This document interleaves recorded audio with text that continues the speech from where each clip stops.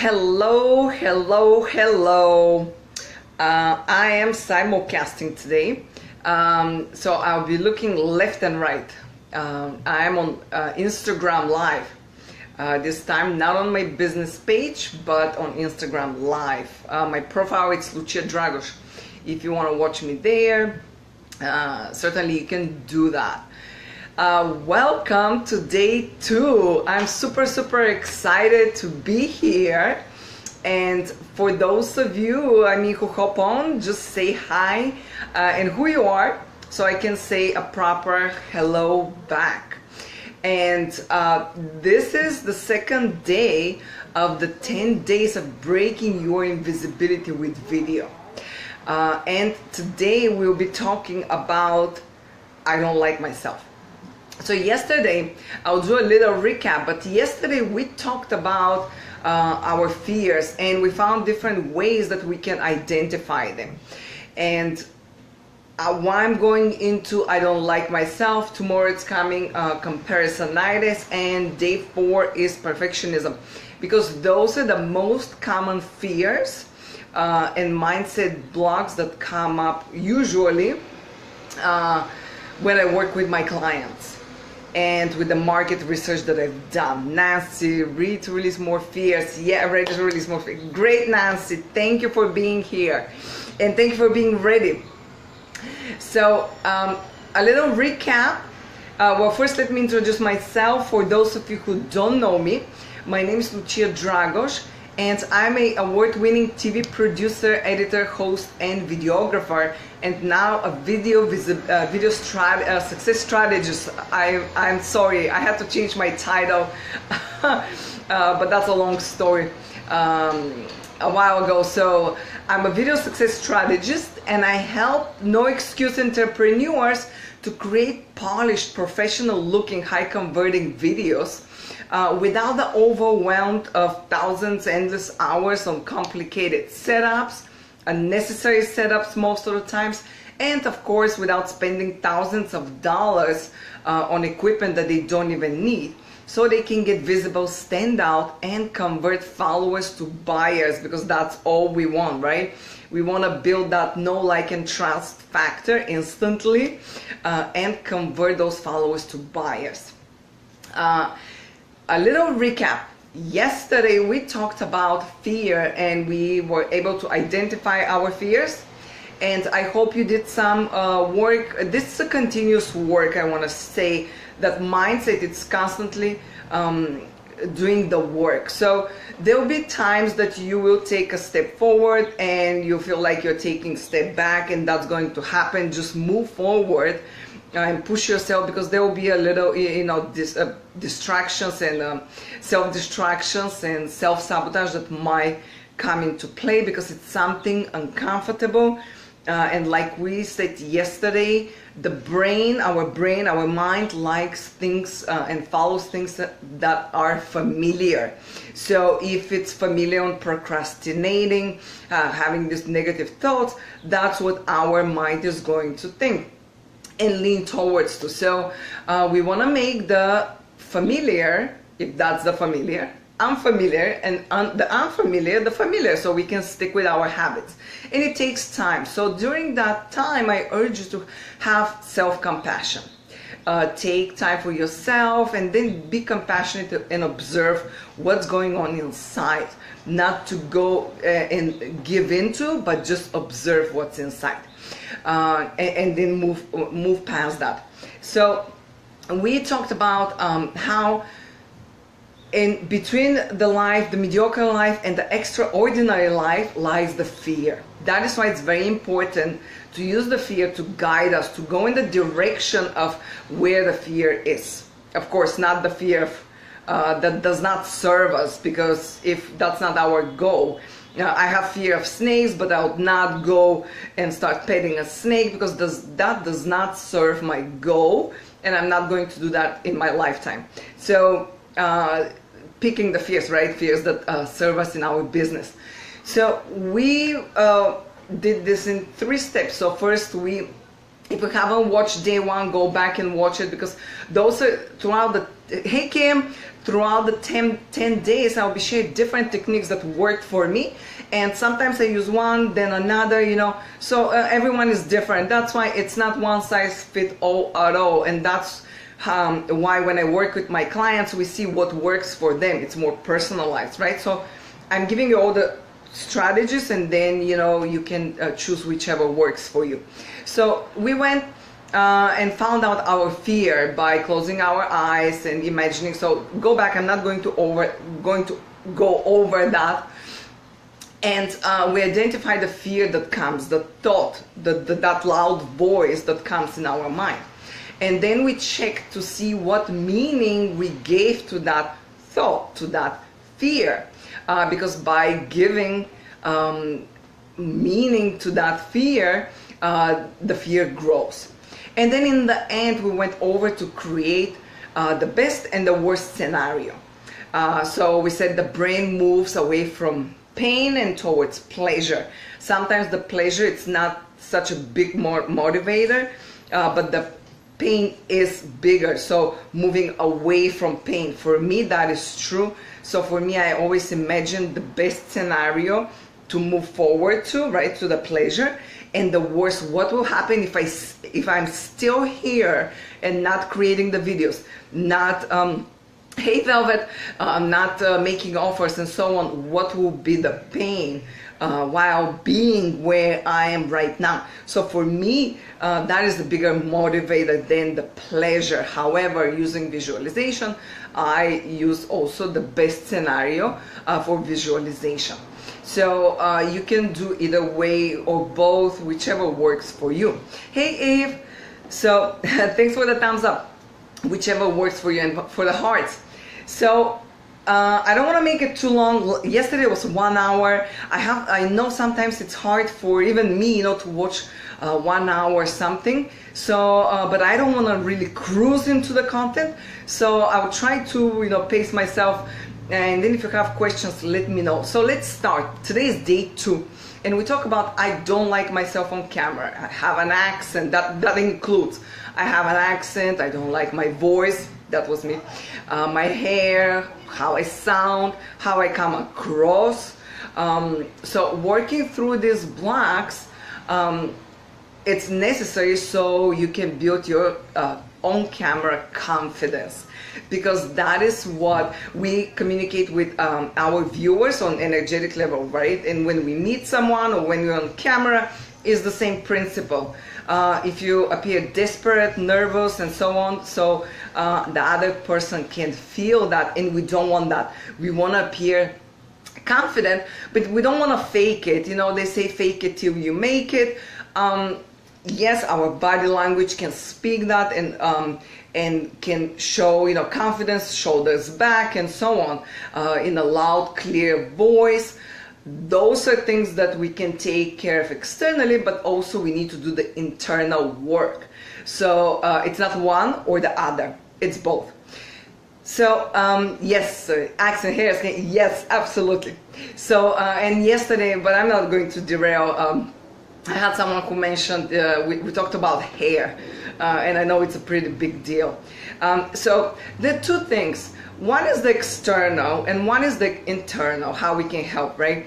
So the external, sometimes, you know, I have clients who say, I don't like myself on camera, you know, I look old, my skin doesn't look fresh, or, you know, I see all my wrinkles. Well, the first thing that I look is the surroundings, so the external things. First, do you have a makeup? Powder, at least.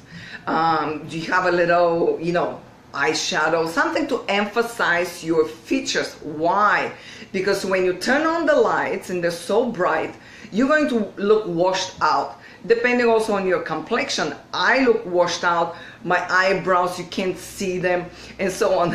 So exactly. And you know, they say the camera adds few pounds. Maybe some cameras, the old days, but yeah, I mean, when you I don't think so. They're pretty accurate. Yeah, a little bit. I think it's also our perception that we see ourselves. But then the other thing that I look is, okay, hair, makeup, right? Then the lighting. Now that is crucial.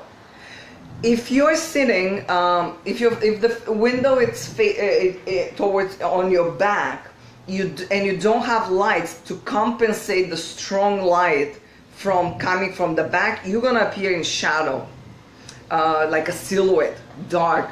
I'm sure you're not going to like yourself.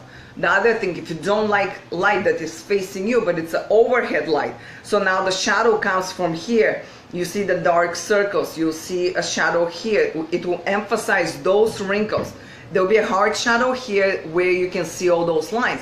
So you are not going to like yourself, of course. That is why, you know, you don't have to go crazy on expensive equipment. And in my store, you know, if you need a link, I'll post it. In my store, I have $150 light that I'm using right now, even if it's a daytime. Yeah. So there are things that you can do to minimize that the external factor. So I know some of you, you know, we talked a lot about this makeup and hair and all that.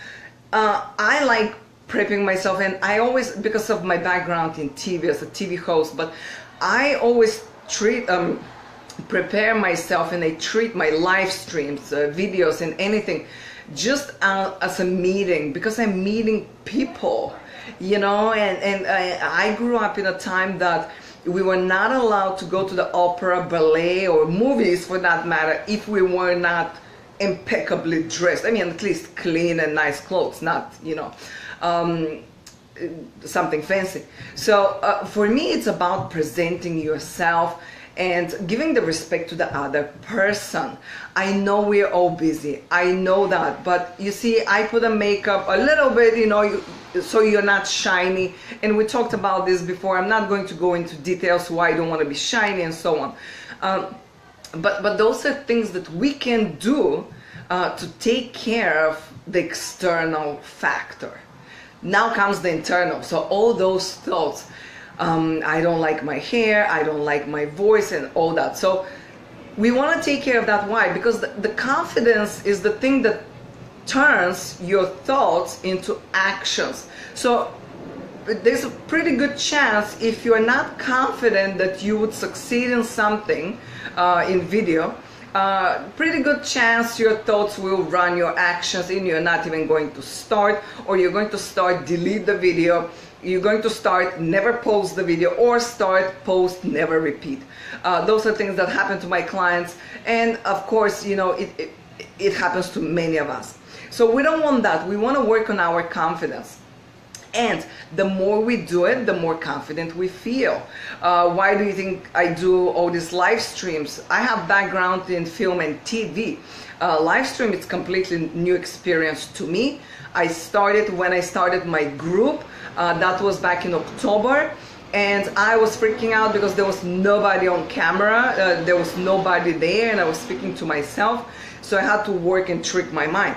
But and I didn't like this format, vertical, and it's just I didn't like at all the experience, but I had to do it. And the more I did it, the more I was creating events. That's why I create events, so I can keep myself accountable, and I know, okay, I'm reaching a milestone, I'm reaching another milestone. So what is a goal? The goal, I have a long-term goal, but what is a goal? It's a compilation of small steps. So each live stream is a step, it's part of it. So that's why it's very important to do those little things, and they're not that little, because once you start slacking on something, it will affect your confidence, and we don't want that. So that's why it's very important to work on those things. I believe, you know, building a confidence, it comes to self-acceptance. And a lot of those inside thoughts that we have, they come from self-acceptance. That means we are not accepting a certain part of ourself as who we are. Things that we cannot change, right? The voice and face and hair and so on. Well, hair, you know, sometimes we can't, but depending why we want that. So we'll go into details afterwards. So I think we cannot have full self-acceptance if we don't know ourselves. And for me, that's a new experience, because I was not accepting myself for a long time, and starting my online business was the biggest journey to self-discovery and working on myself and my mindset and accepting the flaws that I have and facing all the fears and so on. And that's why I know it's possible. So that's why I actually am doing the 10 days. So we want to bring into light all these fears, all these mindset blocks, so we can expose them. If we don't expose them, we're not going to be able to work through them and to overcome them. Why? Because I'm looking at my notes. I don't want to miss anything. Because our thoughts turn into actions, like we said. So we want to change those thoughts so we can have different actions. And our mindset, our mind, it can be our biggest weakness or it can be our biggest asset. Pitfall, I can't, it won't work. Oh, really? Oh, Jasmine, thanks for letting me know. I will tell my VA and I'll look definitely into it. And I'll PM you. Maybe you can give me your email and I'll sign you up. So our mind can be our biggest asset, but also it can be our biggest weakness. And if we don't train our negative thoughts, they'll become self-fulfilling prophecies. And also the universe will match our reality to those thoughts, because we're going to, thanks for the hearts, we're going to attract that reality. So our bodies and actions match our thinking, right? It's not the other way around. So if we start, if we think that we can't start, we're not going to start. That is why it's very important to change our thoughts. So let's start and let's change the habit of thinking that we have right now, so we can change the habit of our actions, so we can match that. Now, we did yesterday an exercise, and I want to, if you haven't done it, yesterday we looked into fear, but today I want to look into those thoughts that come externally, like accent, hair, nose, voice, all that.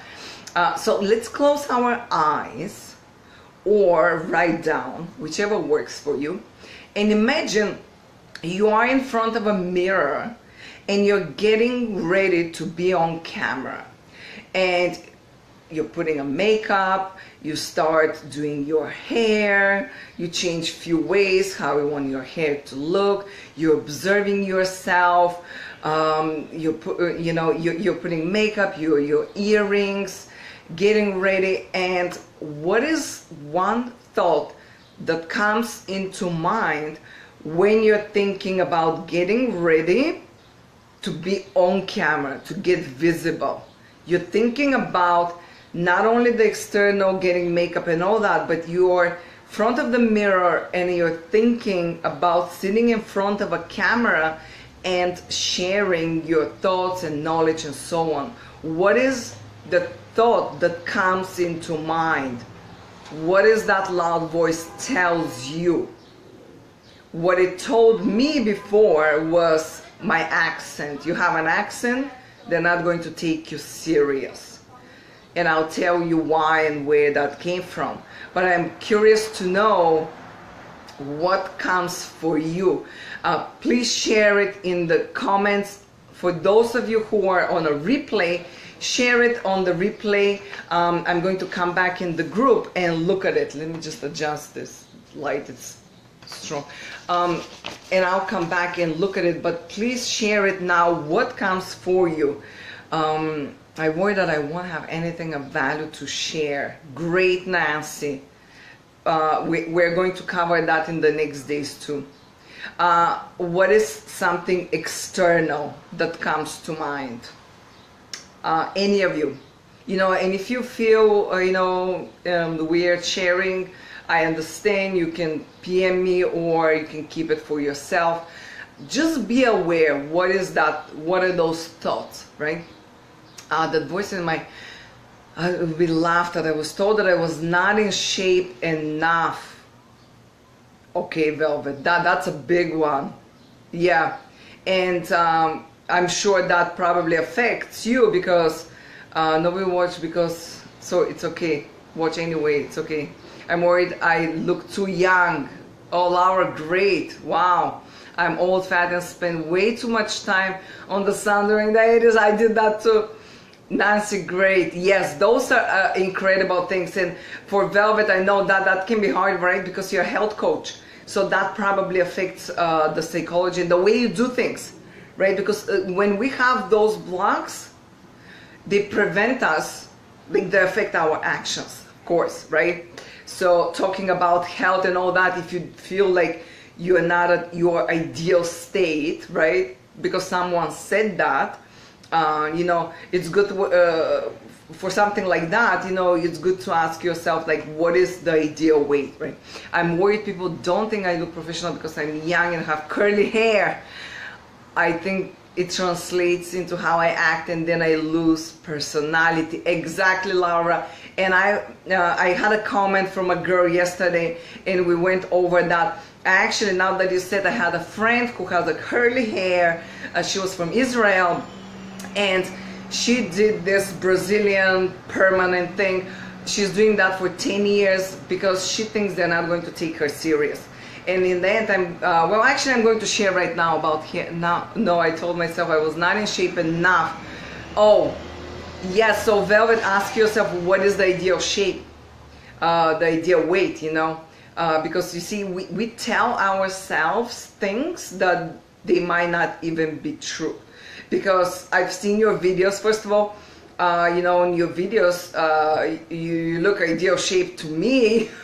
And people with curly hair, they look smart to me, but that's not what Laura thinks, or Velvet, or my friend who is straightening her hair for so many years, because she thinks that she doesn't look enough intelligent, smart. People are not going to take her serious, so she's damaging her hair, spending so much money every single, I don't know when she's doing every 3-4 months or something like that, because of that, those things that no one told her. She told that. Hey Freedom, thanks for being here. So this is absolutely great. For me, it was my accent, and somebody told me that. But now we're gonna go to the second part. So now, oh, you have all that, which is absolutely great. Go back and see, close your eyes or write down, and that it might take a few days, you know, and you journal and all that. Tilt your head down a little bit. Yesterday I read a study that it said that when you close your eyes and you tilt your head down, you normally think about the past.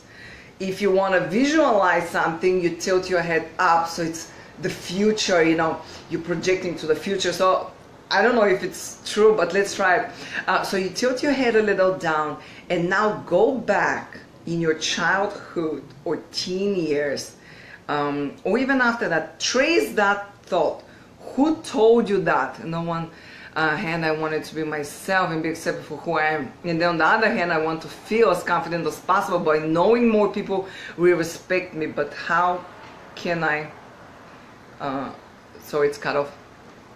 Respect, but I know I can not going against who I am. Exactly, Laura. So it's like this vicious cycle, catch-22, right? You can't feel confident because you're not who you are. You're pleasing people, assuming they're not going to like curly hair, they're not going to take you serious. And on the other hand, you want to appeal to everyone. However, we're going to go over that, but there is a, you know, saying in marketing, if you try to reach everyone, you're reaching no one. You cannot be universally accepted. That is just the truth. I cannot be universally accepted. And so it's you, and so it's everyone. That is why video, hey Joy, that is why video, it's an amazing medium that people can see you right away. And for one person that you attract, there will be one person that you repel, because that is just the nature of it. There are people, believe me, I've heard that they think, you know, that I have an accent and I'm an immigrant and I can't compete with other people. So, and I'll share the story a little later. but that is their opinion. So if you're trying to appeal to everyone, that means thanks, Laura. That means, are you going to interview 7 billion people on the planet and see what they like?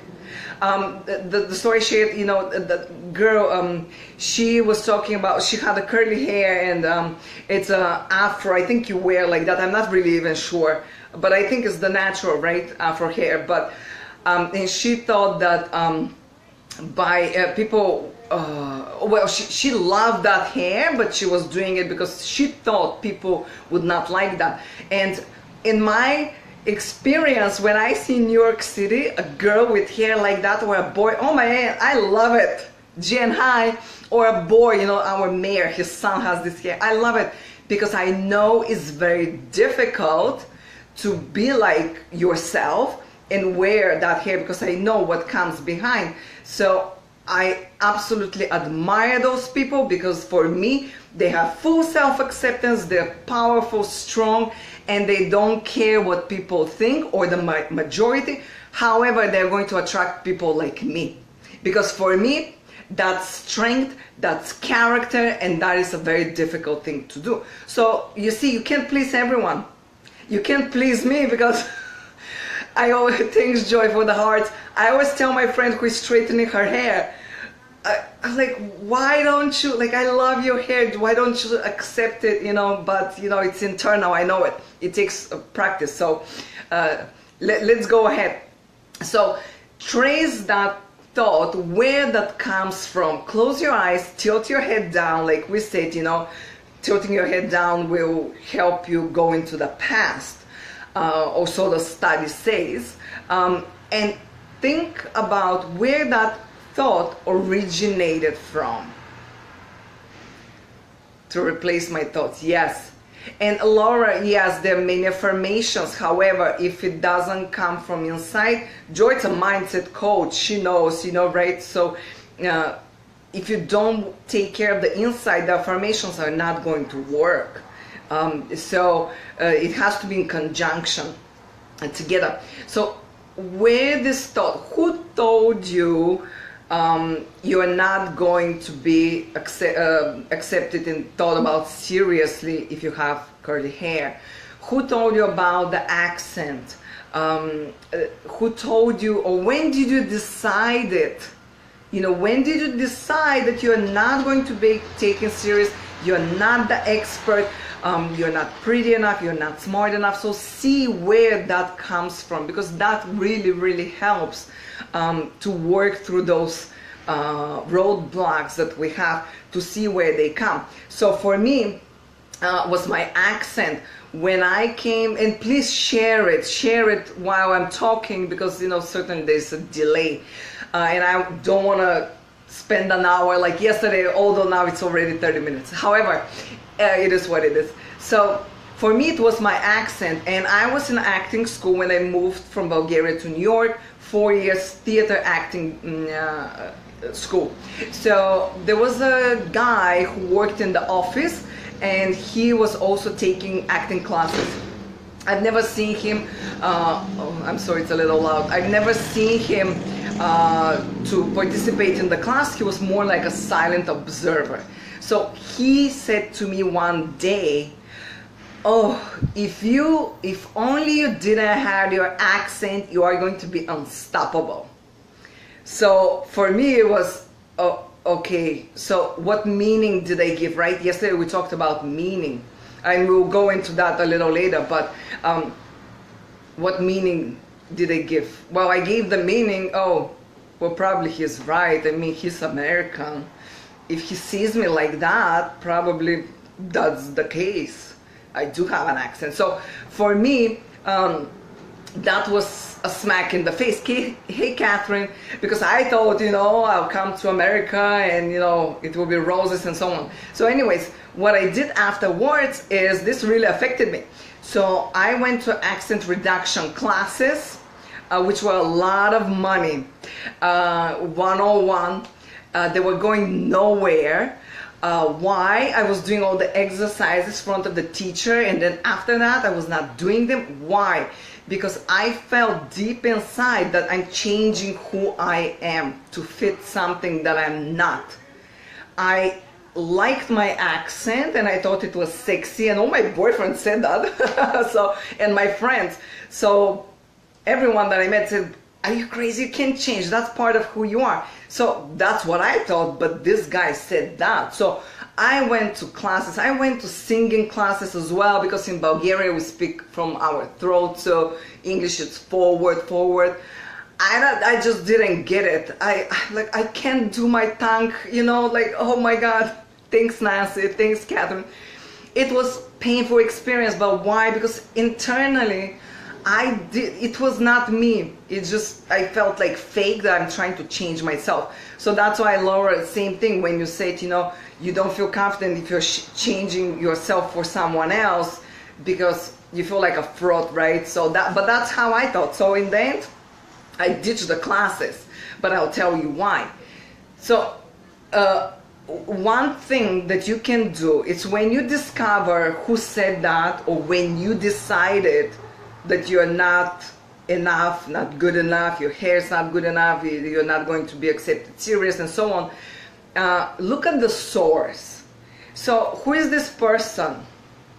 What is their expertise, experience?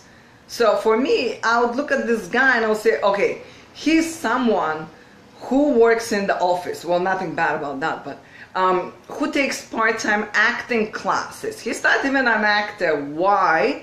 Because he didn't even go to auditions.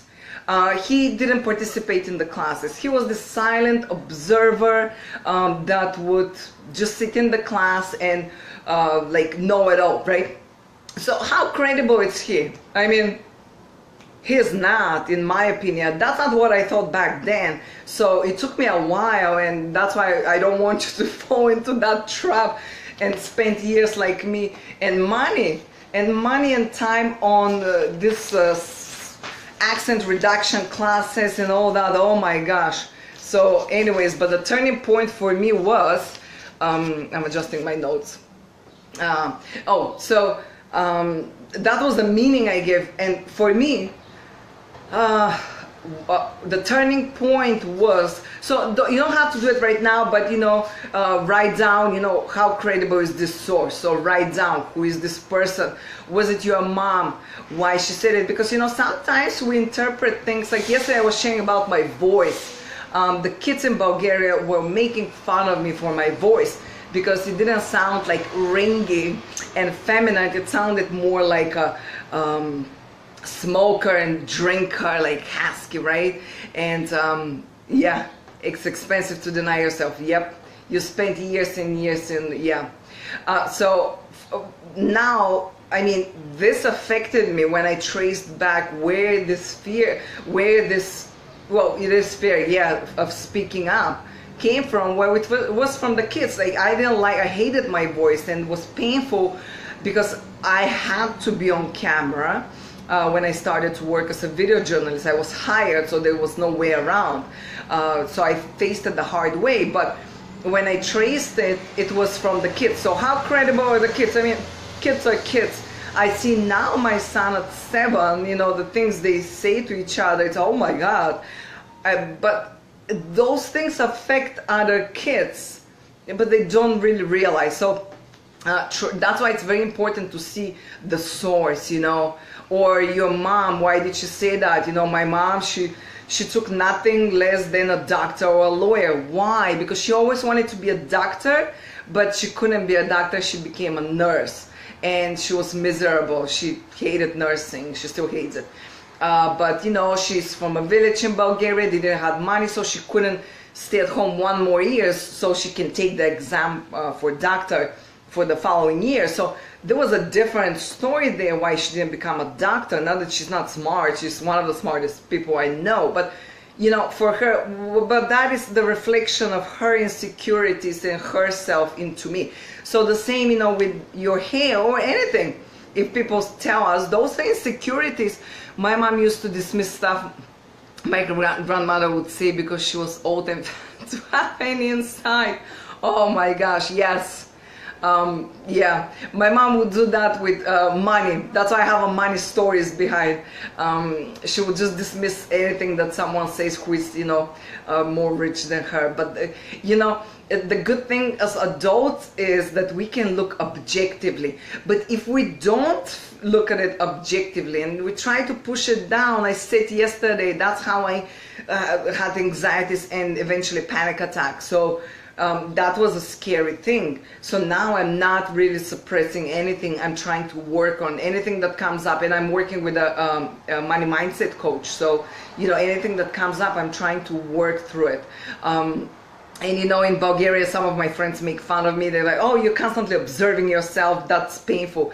Well, it is painful maybe in the moment, but I want to be self-aware of what I'm doing so I can change it. So that is the key. So what meaning you give now? The credibility, you don't have to do it right now, but try to do it, see what was it credible source.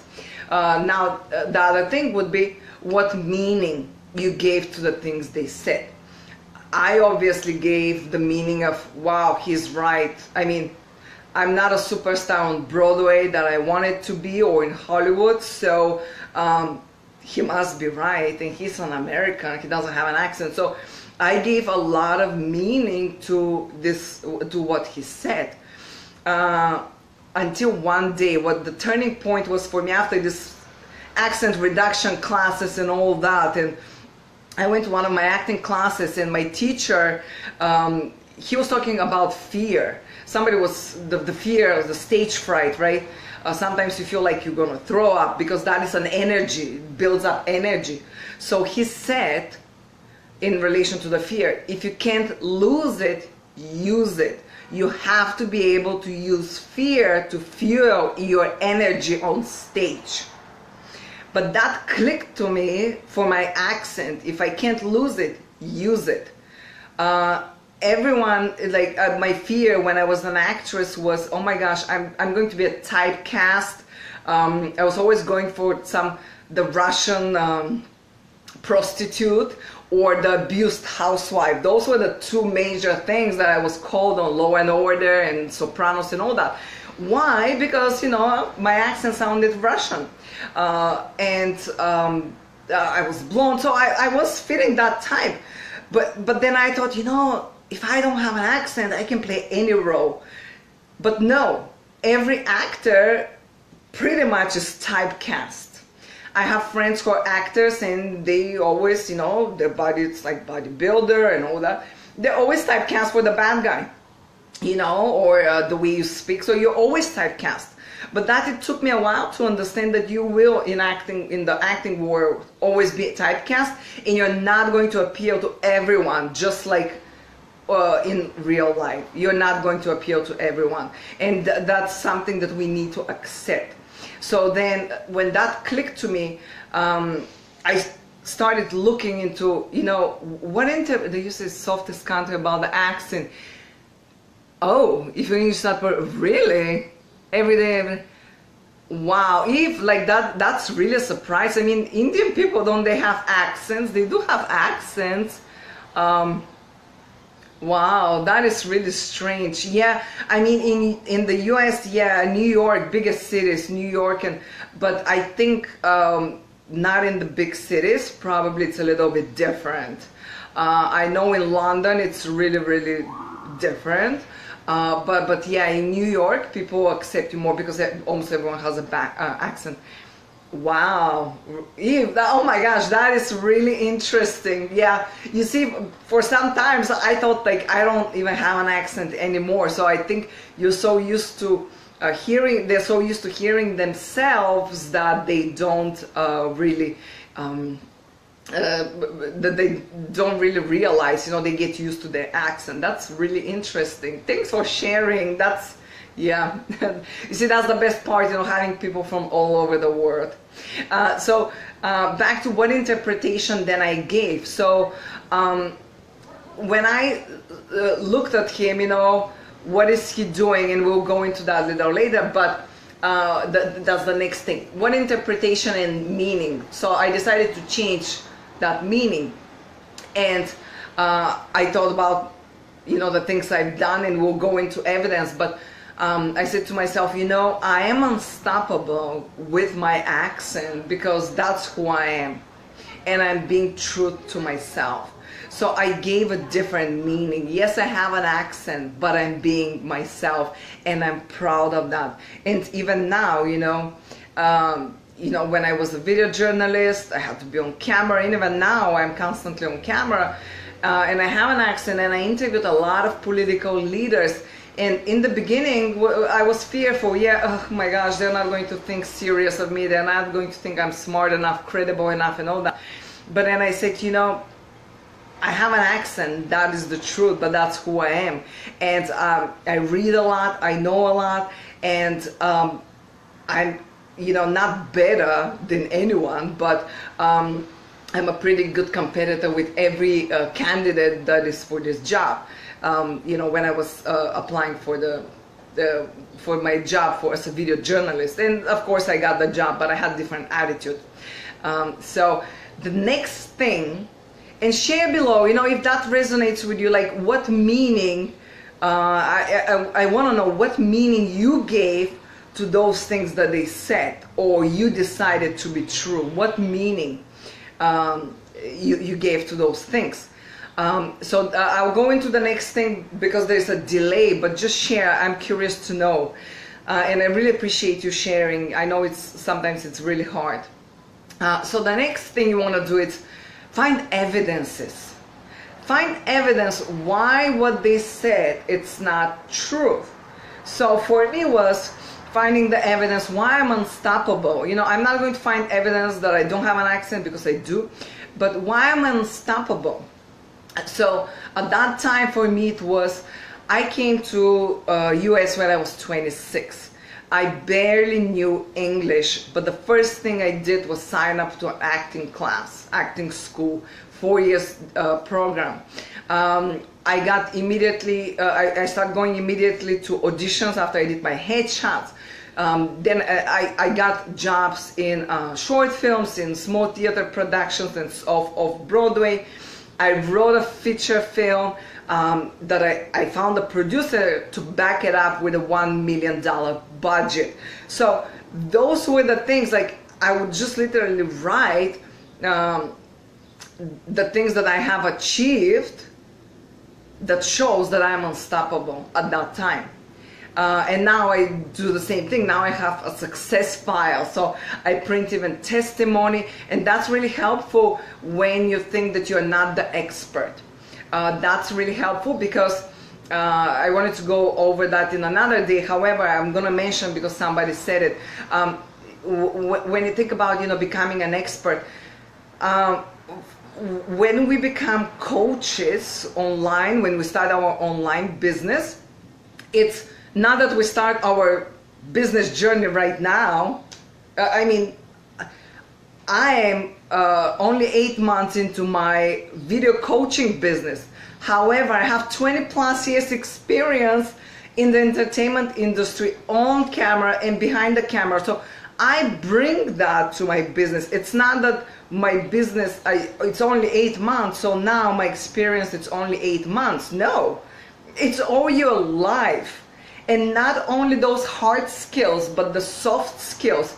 The soft skills. I came to America, I overcame, the language barrier, finding job, being a single mom, all these soft skills. I have impeccable work ethic that comes from the communist time. My discipline is really, really strong. So those are soft skills, right?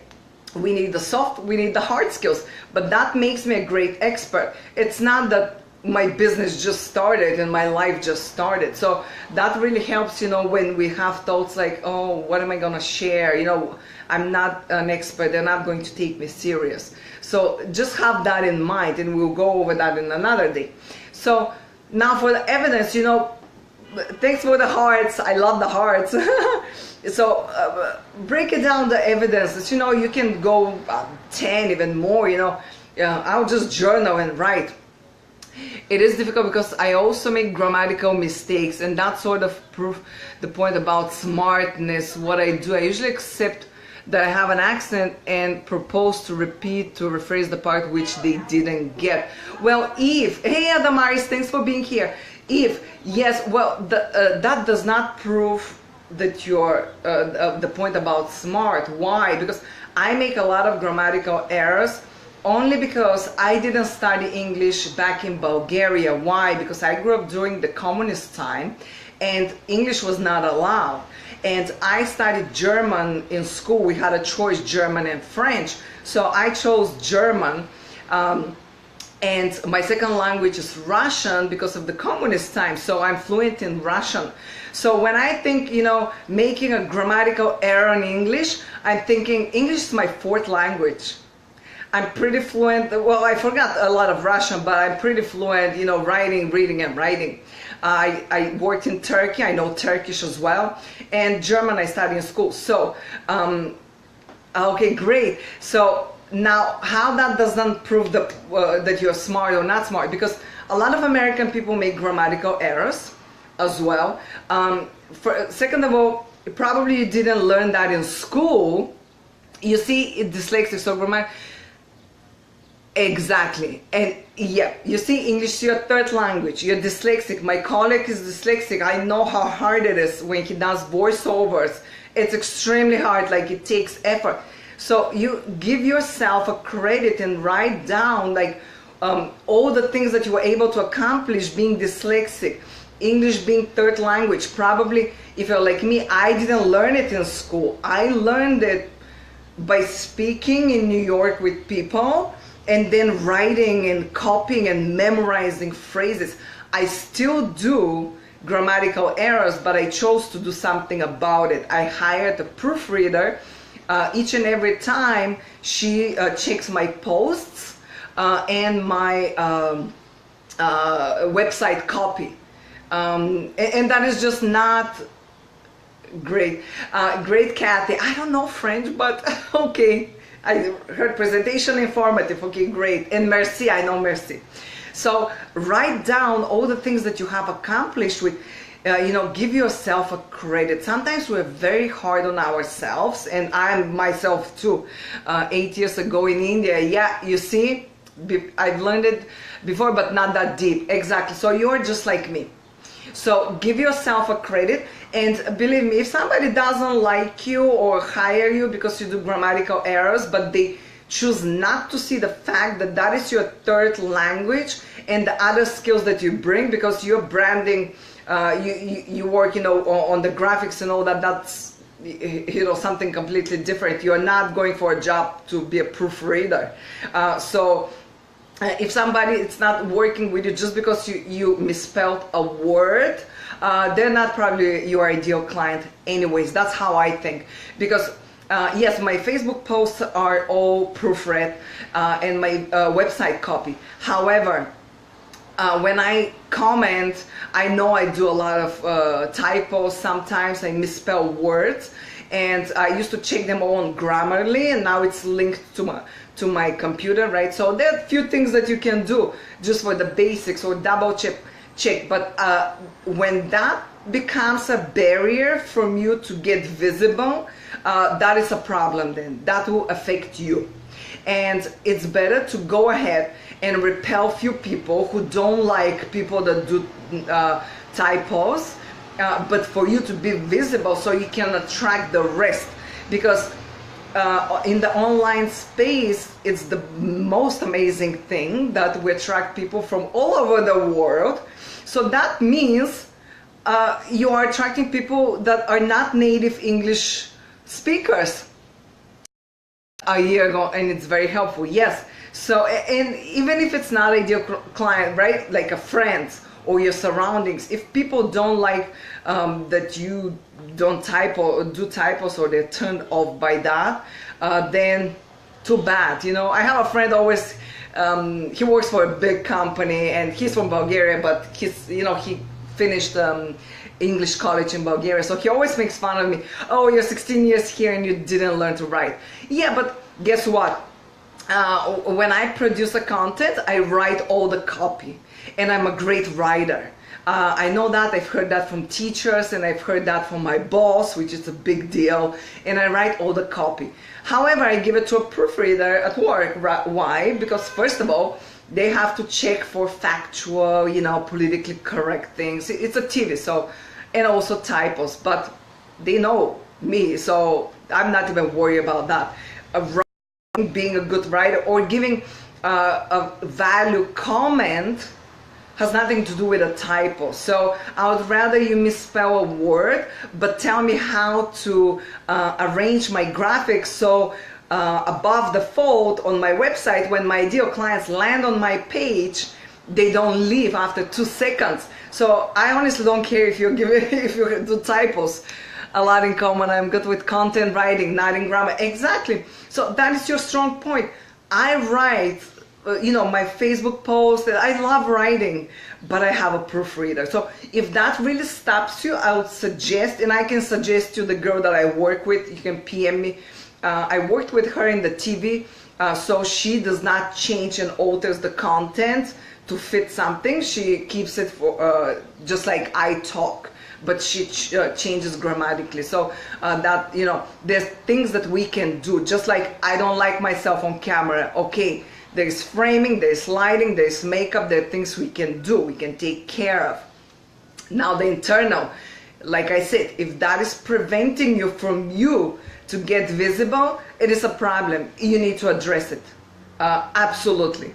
And you have a great group, you have great content, you're very talented, your expertise matters. So the typos and the accent, I told you before, for me, because you have this, you have an accent like me, but you have an Indian accent, right? For me, that was memorable. I was like, oh my God, wow, this girl, it's Russian, lives in India, speaks English, she's incredible. Like, for me, I remember you.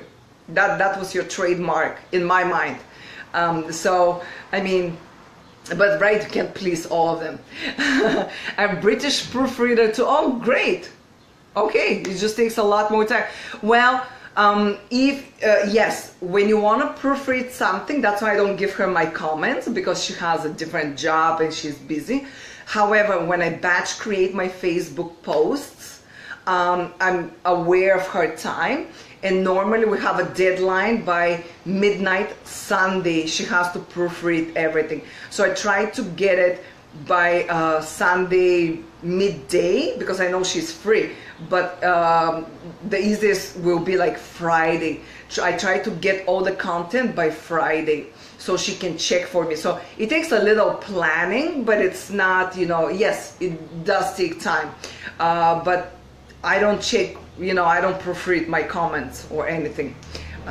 So, and I do misspell things, but it's in the mind, right? Okay, so let's move on. So now what we do is we write the evidence, right? Why this source was not credible and why what they said, it's not true. So we write the evidence. And then we want to rewrite. We want to rewrite that thought. So if it's the accent, right? So I would say, yes, I do have an accent, but at that time when I was acting, and I'm typecast for it, but so there are other people, and that's okay. I'm true to myself for who I am. So we want to rewrite that, and that can become our mantra. But in addition to that, we have to do the inner work, because like someone said yesterday, if you do affirmations without the inner work, then you're slapping lipstick on a pig, which is true, because you need to do that internal work. And remember, right, in order to accept who you are and build that confidence and to do the things that you want, you need to tolerate that discomfort and be okay with it. It can get really uncomfortable to work through those blocks, but the more you become comfortable with being uncomfortable, and Adamaris, I don't know if she's still here, she's a mindset coach, but she probably knows that, right? Like getting comfortable with being uncomfortable, because it will get easier, but it is uncomfortable, and I know some people are told, you know, just hop on camera and, you know, just do it. Yes, but if you just hop on camera and just do it, and you don't do the mindset work, you are going to procrastinate next time, find excuses, so it's not going to work, and we'll go on through the next days. But you need to get good at tolerating discomfort and being uncomfortable. When it comes to the hair, I wanted to share, I don't know if Laura is still here, but I think it applies in everything. Gabrielle Union, I read an article, an interview with her, thanks for the hearts, Gabrielle Union, you know, the actress. So she said, she shared the story that all her life she struggled with the hair, not being accepted in school. She started doing relaxers and weaves very early on and so on. And she was typecast and all that. And then she said a quote, I want to quote, I don't want to misquote her, but she said, I realized that I will never have a really great hair day if I didn't do the work on myself internally. So it is about self-acceptance, and it's not about dismissing things or changing ourselves to fit into a mold. It's about accepting ourselves for who we are and for what we have. So that is a great quote that she shared. And now, before we, thanks for the hearts, before I share what is for tomorrow, if you experience, you know, I'm sure you have those blocks and you need more personalized support, if you're tired, you know, of DIYing, putting all these moving parts, the mindset, the technical and all that, I'm offering only to this group a free 30 minutes personal strategy session. So we can map out the best way, what is the best way to work through your specific blocks. Oh, great, Laura. Your specific blocks that come up.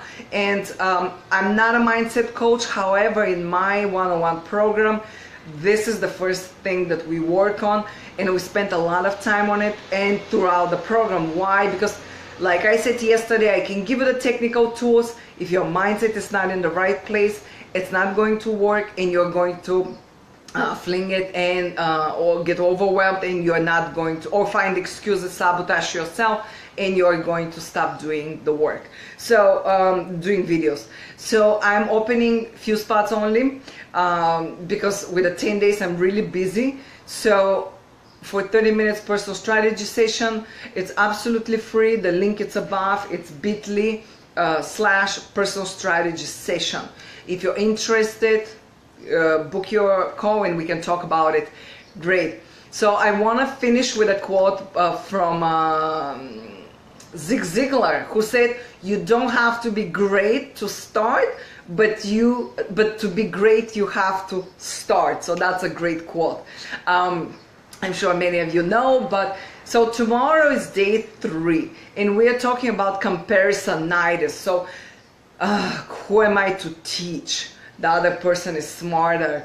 I'm not that smart, or I don't know. Right, so all this comparing, my channel has less views than this person, I have less subscribers, they have more people on their live stream, nobody's watching my live stream. So all those things, that's all comparisonitis, and that comes very deeply rooted probably within us. I'm not enough.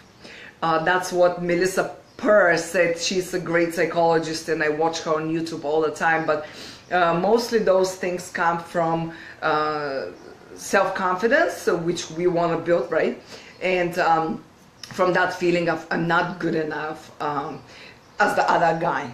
And I had that, you know, that was the first time when I stopped doing my YouTube channel, but I'll go into details tomorrow. I don't want to pass the hour. It's really hard when it's a long video for people to watch. I absolutely appreciate you being here on the replay, you know. Post your comments, post what came up for you, and don't be scared to do the inner work. It's really scary experience, it's really hard, it takes time, I know, but if you don't move past that, it's going to stop you and prevent you to do different things in your business. And if you are doing the work, it's going to let you open yourself, and that will affect other areas in your life and business in a positive way. It did for me. Your hair is an extension of what you feel inside, and there's no point of going to therapy and reading self books. It's not cooperating. Wow, that's great. I just want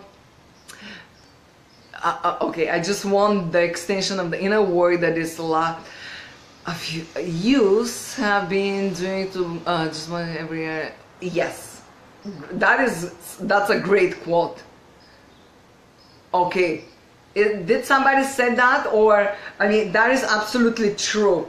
And I mean, speaking of hair, I was always doing my hair curly. I always wanted curly hair. So, oops, Instagram stop. But I was always doing my hair curly, and I never liked myself. And once I started doing that inner work, it just sort of slowly, I just accepted my straight hair, and I really like it now. So, a lot of truth to that. Yes. Thank you, Laura, for sharing. Thank you, everyone, for being on the stream. I'll see you tomorrow at 1. Today it's a gorgeous day in New York. It's in the 80s. So I'm going off outside to enjoy it. And I'll see you in the group if you have more questions. If you want the 30 minutes personal strategy session,